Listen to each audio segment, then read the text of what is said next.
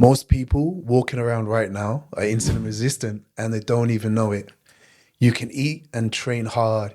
You can sleep well and still be drained after your meals. You can still hold on to that soft, spongy fat around your stomach that doesn't budge. You can still feel hungry an hour after eating. I've been there. I used to think that I just needed more discipline, more calories, or more cardio, less food. But the truth is, my body wasn't ignoring me, it was protecting me. In essence, the signal, it was jammed. So that's insulin resistance. It's not about willpower, it's about communication. And the body's lost the ability to hear what you're trying to say. Your body is surrounded by energy, tens of thousands of calories, but you can't reach it. I know it sounds crazy, but literally tens of thousands of calories you have access to, but you just need the right signal. It's like having a vault full of cash or money with no access code, right? You keep making deposits with every meal, yet your system still thinks it's broke. We say, I can't train, I haven't eaten, while sitting on all this untapped reserve of fuel. When you restore the right signal, that unlocks and opens. Stored fat becomes usable energy again. And this is the miracle of getting the right signal. That's when the weight around your midsection and your organs, even around your heart, finally start to shift. Not because you forced it, it's just that your body felt safe enough to let go. Insulin isn't about storage hormones, it's about a translator. It tells your cells what to do with the energy you've given them. When communication is clear, insulin speaks quietly, gates open, and energy just flows. You feel stable, alert, and strong. When communication breaks down, everything gets louder, more food, more stress, more static. Inflammation muffles the message. Cortisol keeps the body in defense mode. The signal distorts. That's not weakness, that's just noise. And here's the kicker, muscle. Muscle is the amplifier.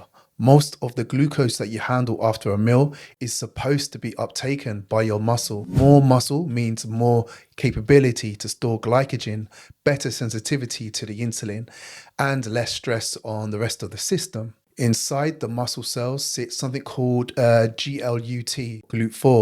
Think of it as a transporter that opens a door for your glucose to enter.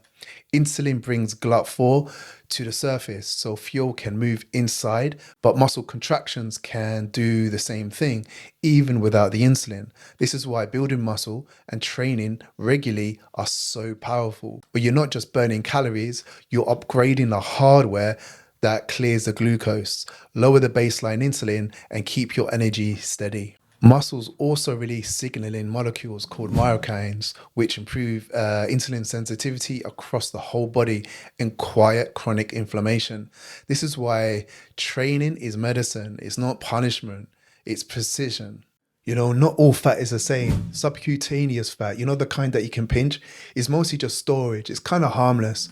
But visceral fat, wrapped around your organs, behave like its own organ in a way, releasing inflammatory chemicals that confuse the signal. Then there's the quieter kind, the fat around the heart. It changes the chemistry of the space your heart lives in. And this is the most important thing.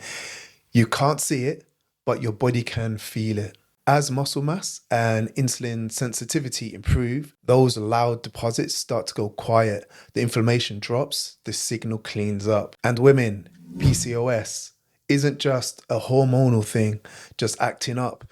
For many, insulin resistance is the spark. High insulin pushes the ovaries to produce more androgens, cycles wobble, ovulation stalls, and cravings rise. It's not that your body is broken, it's following a confused signal and it can't be rewritten. Here's the crazy part. You can have normal blood sugar and still be insulin resistant because most tests look at glucose, not insulin. Fasting insulin can be elevated for years before blood sugar ever rises.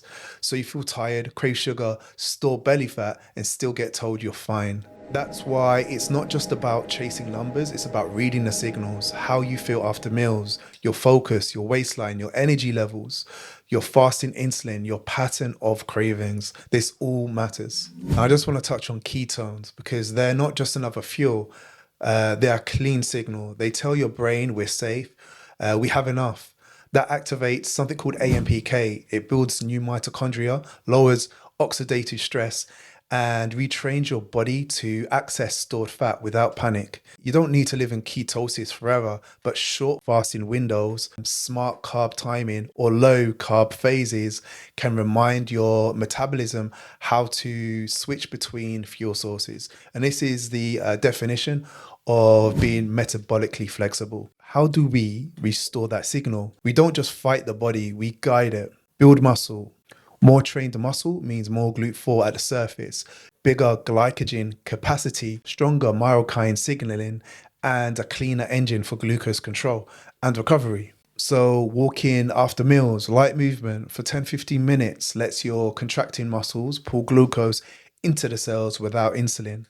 So this improves the circulation, helps the meal you just ate to get actually used instead of stored. And always lead with protein. So starting your day or your first meal with protein steadies hunger, protects lean tissue, and it slows digestion and soothes the glucose curve that follows after. And maybe add some soluble fiber. So psyllium or soaked chia seeds slows the absorption and it feeds the gut microbes that produce the short chain fatty acids, which in turn improves insulin sensitivity from the inside out. Place carbohydrate around training. So when you lift, your muscles are already listening to that GLUT4, and carbs are directed into the muscle for recovery rather than to storage. Use cinnamon intentionally, like the polyphenols in cinnamon actually help insulin receptors communicate more effectively and slow that gastric emptying, creating a calmer post-meal glucose response. Sleep like it's medicine. Constant high sleep restores next day insulin sensitivity. It lowers cortisol, it stabilizes hunger hormones, and stops the body from flipping into survival mode. Breathe slower, longer, controlled.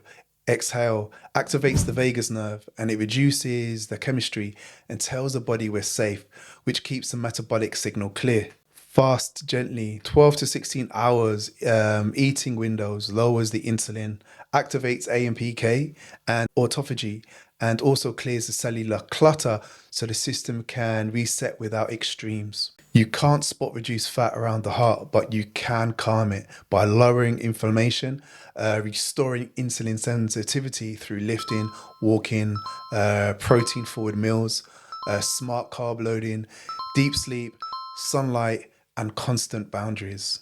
So as visceral fat shrinks and your muscles grow, the chemistry of your body changes. Your heart hears safety again. So do your insulin receptors.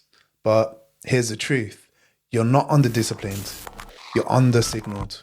Insulin doesn't store fat. Confusion does. Your body isn't against you. It's just responding to the last message it received. So you need to change the message. Build the muscle like it matters, because it does. Walk after you eat. Anchor your meals around protein and fiber.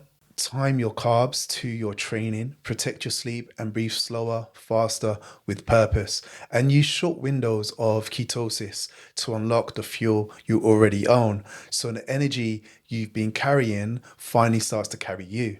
Metabolism isn't slow, it's just protective. Give it a reason to trust you and it will. When your signal aligns, insulin resistance stops being a wall and becomes a door. So open it.